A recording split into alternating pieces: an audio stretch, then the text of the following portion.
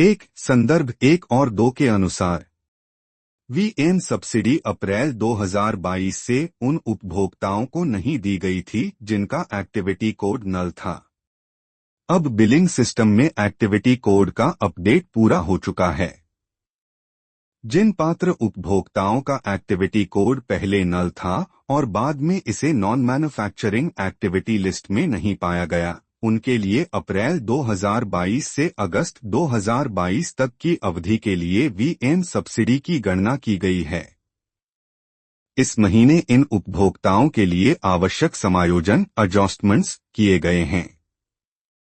यह बिंदु स्पष्ट करता है कि जिन उपभोक्ताओं का एक्टिविटी कोड पहले सिस्टम में नहीं था लेकिन अब सही तरीके से अपडेट किया गया है, उन्हें उनके पिछले बिलिंग चक्र अप्रैल 2022 अगस्त 2022 की सब्सिडी वापस दी गई है।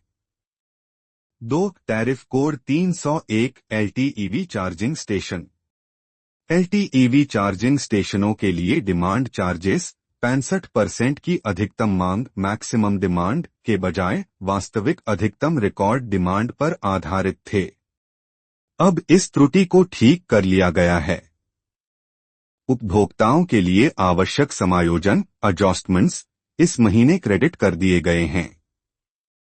इस बिंदु का मतलब है कि एलटीईवी चार्जिंग स्टेशनों के उपभोक्ताओं को गलत तरीके से अधिक डिमांड चार्ज देना पड़ रहा था। इस गलती को सुधार कर उन्हें इस महीने उचित राशि वापस कर दी गई है।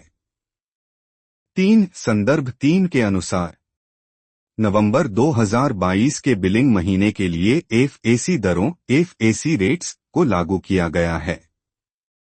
यह बिंदु बताता है कि इस महीने के बिलों में नवंबर 2022 के लिए आवश्यक एफएसी फ्यूल एडजस्टमेंट चार्जेस दरें जोड़ी गई हैं। पहली बिंदु उपभोक्ताओं को पुरानी सब्सिडी का समायोजन प्रदान करती है। दूसरी बिंदु एलटीईवी चार्जिंग स्टेशनों के लिए गलती को ठीक कर उपभोक्ताओं को राहत देती है। तीसरी बिंदु मौजूदा महीने के लिए आवश्यक एफएसी दरों के समावेश को सुनिश्चित करती है।